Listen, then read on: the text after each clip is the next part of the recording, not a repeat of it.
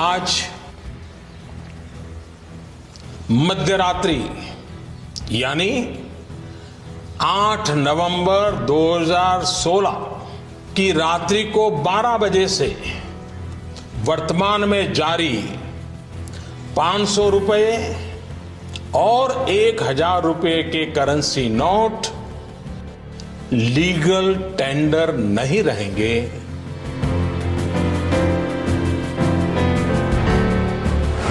देश के प्रधानमंत्री नरेंद्र मोदी ने ये बयान 8 नवंबर 2016 को ठीक रात 8 बजे दिया था।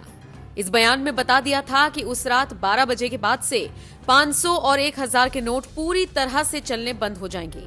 रातों रात आए इस बड़े बदलाव के लिए जनता पहले से तैयार तो थी नहीं, लिहाजा फैसले के अगले कुछ महीनों तक खूब बवाल मचा।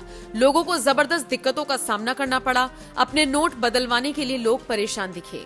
एटीएम के बाहर लंबी लंबी कतारों में लगना पड़ा।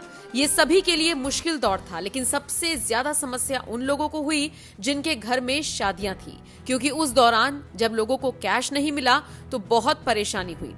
इस फैसले के पीछे सरकार का उद्देश्य था काला धन वापस लाना। कई लोगों के पास भारी तादाद में कैश मिला, जिसको बैंक में जमा कराया गया।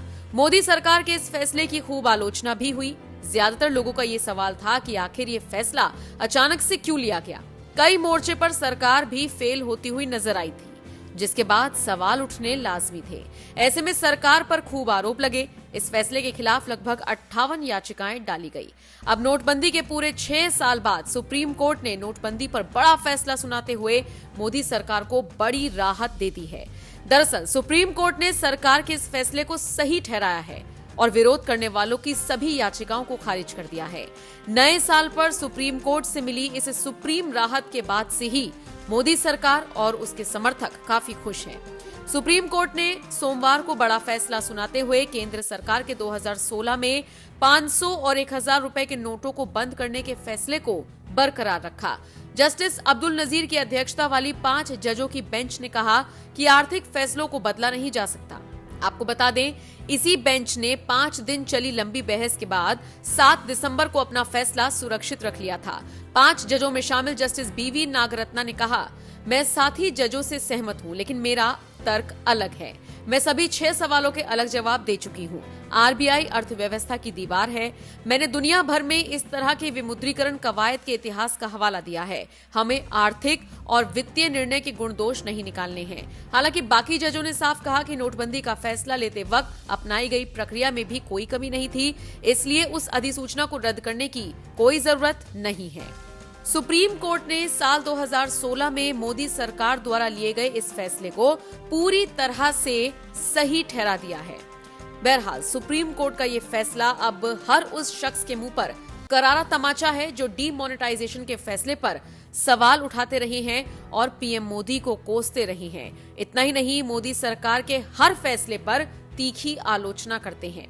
खैर, अब आप बताइए, सरकार के इस फैसले से आप कितने सहमत थे या फिर अब कितने सहमत हैं? सुप्रीम कोर्ट के फैसले पर आपका क्या कुछ कहना है?